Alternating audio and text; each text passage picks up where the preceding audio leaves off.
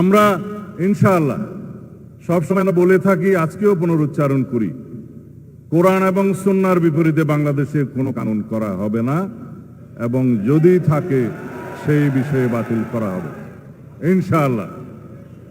আমরা, আপনারা জানেন, রাষ্ট্র পরিচালনা নীতিতে শহীদ রাষ্ট্রপতি জিয়াউর রহমান মহান আল্লাহর উপর আস্থা এবং বিশ্বাস স্থাপন করেছিলেন।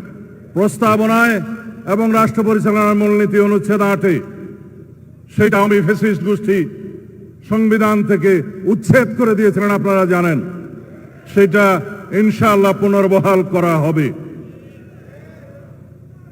আপনারা এখানে বলেছেন রাষ্ট্রের জনকল্যাণ এবং সেবামূলক কার্যক্রমে ইমাম খতিব অংশগ্রহণ। সেটা তো আপনাদের ইমানি দায়িত্ব। কেউ আপনাকে সেই দায়িত্ব বর্তানোর জন্য বসে থাকবে না, আপনাদের ইমানি দায়িত্ব, আপনারা সেটা পালন করবেন।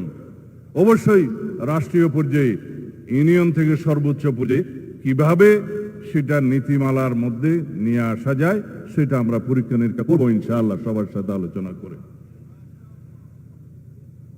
তারপরের দাবি আমার নেতা কথা বলবেন, সেটা আমি যাব না।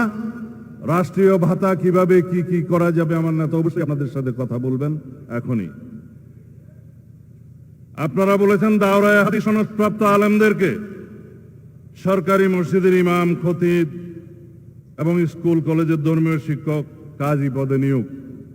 এগুলো যদি নীতিমালা এবং আইন কানুনে স্পষ্ট উল্লেখ না থাকে, সেগুলো জাতীয় সংসদে আপনাদের সকলের সাথে আলাপ আলোচনা করে কিভাবে নীতি প্রণয়ন করা যায়, আইন প্রণয়ন করা যায়, সেই বিষয়টা আমরা অবশ্যই সেটা আবশ্যিকভাবে দেখব ইনশাআল্লাহ।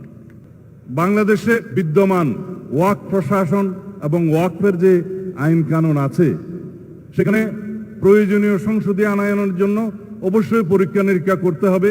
এখন এখানে যদি আমরা কোনো কিছু বিষয় বলি অথচ আইনে ইতিমধ্যেই আছে, সেই বিষয়টা অশুদ্ধ হয়ে যাবে। এখানে যেহেতু ওয়াকফ এস্টেট এবং ওয়াকফ সম্পত্তি, এটা ধর্মীয় আইন, এটা কিভাবে সুচারুরূপে পরিচালনা করা যায়, বাস্তবায়ন করা যায়, সেখানে ধর্মীয় নেতাদের, ইমাম খতিবদের কিভাবে অংশগ্রহণ নিশ্চিত করা যায়, সেটা অবশ্যই দেখা হবে ইনশাআল্লাহ। তারপরে আপনারা যেটা গুরুত্বপূর্ণ যে কথাটা বলেছেন, উপযুক্ত প্রমাণ তদন্ত ছাড়া ইমাম, খতিব, মুয়াজ্জিম এবং কোন আলেমকে গ্রেফতার করা যাবে না। কিন্তু অন্য কাউকে কি গ্রেফতার করা যাবে? উপযুক্ত তথ্য প্রমাণ ছাড়া, প্রাথমিক তদন্ত ছাড়া রাষ্ট্রের কোন নাগরিককে গ্রেফতার করা যায় না।